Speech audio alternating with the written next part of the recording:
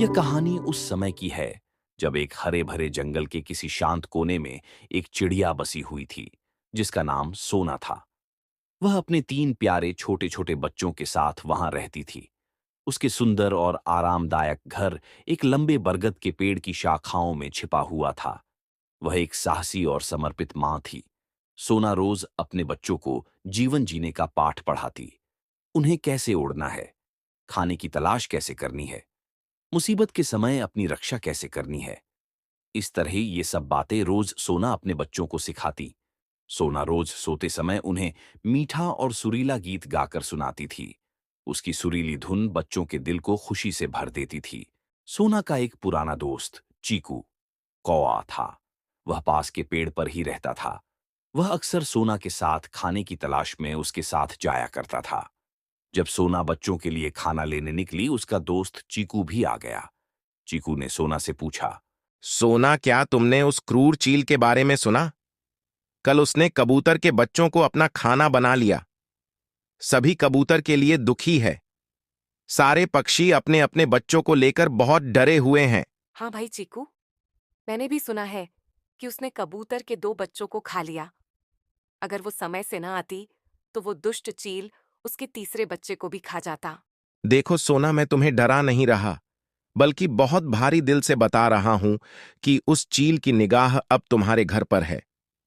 मैंने उसे आज तुम्हारे घर के ऊपर घूमते हुए देखा।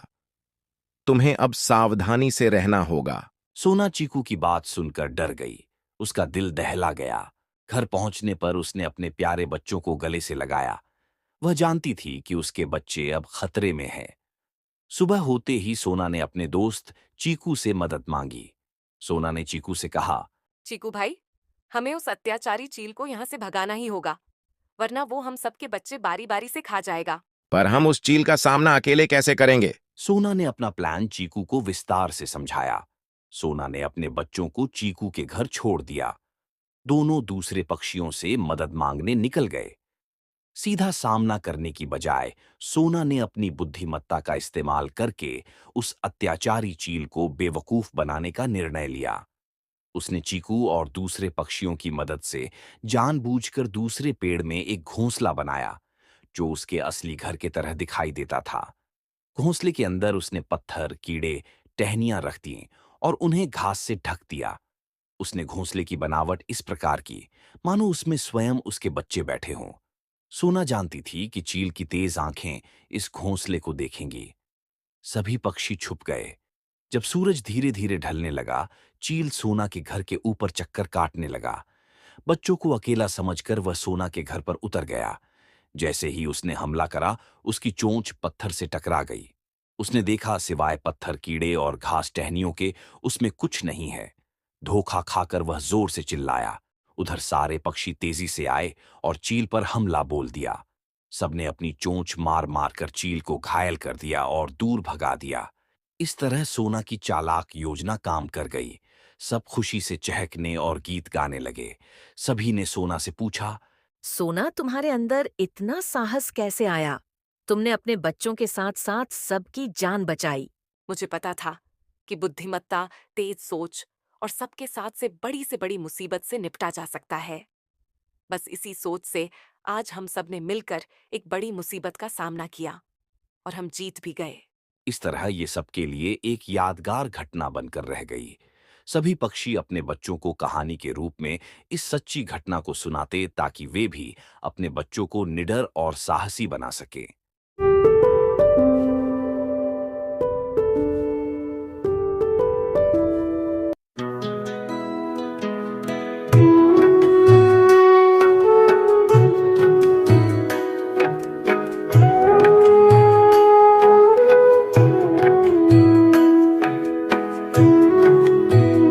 क्या हुआ रिया? तुम इतनी उदास क्यों हो? माँ, मुझे कल स्कूल में भाषण देना है। मैं बहुत डर रही हूँ। डरने की क्या बात है बेटा? तुम बहुत होशियार हो। जो तुमने सीखा है वही बोल दो। लेकिन माँ, मुझे लगता है कि मैं सबके सामने बोल नहीं पाऊंगी। डर को अपने ऊपर हावी मत होने दो। आत्मविश्वास के साथ बोलोगी तो सब अच्छा होगा। चलो, हम एक बार प्रैक्टिस करते हैं।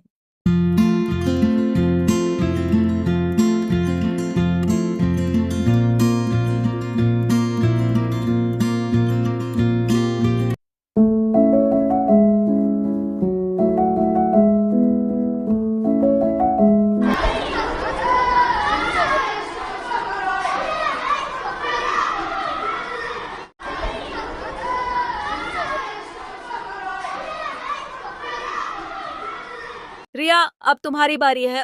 आओ अपना भाषण दो।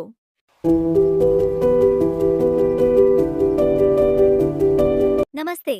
आज मैं आप सभी के सामने एक विशेष दिन पर अपने विचार प्रस्तुत करने जा रही हूँ। आज टीचर्स डे है, एक ऐसा दिन जब हम अपने अध्यापकों को उनके योगदान के लिए धन्यवाद करते हैं। बहुत अच्छा किया रिया। तुम्हारा भाषण बहुत ही प्रेरणादायक था। तुमने आज साबित कर दिया कि सच्चे आत्मविश्वास से हम कुछ भी हासिल कर सकते हैं।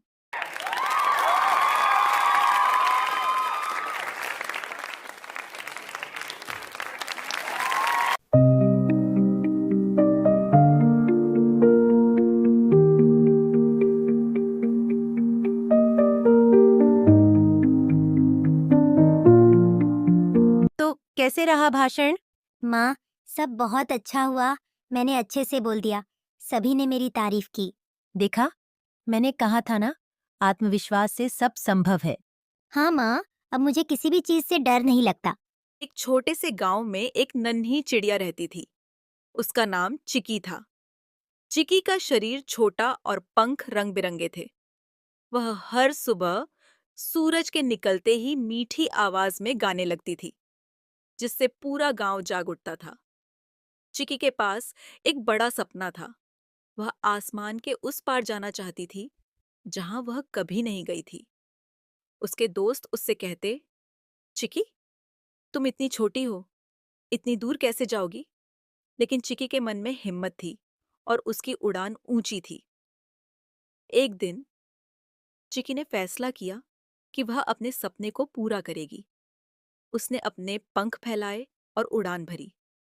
वह ऊंचे ऊंचे पेड़ों को पार करती हुई, नदी के ऊपर से गुजरती हुई, आसमान की ओर बढ़ती गई।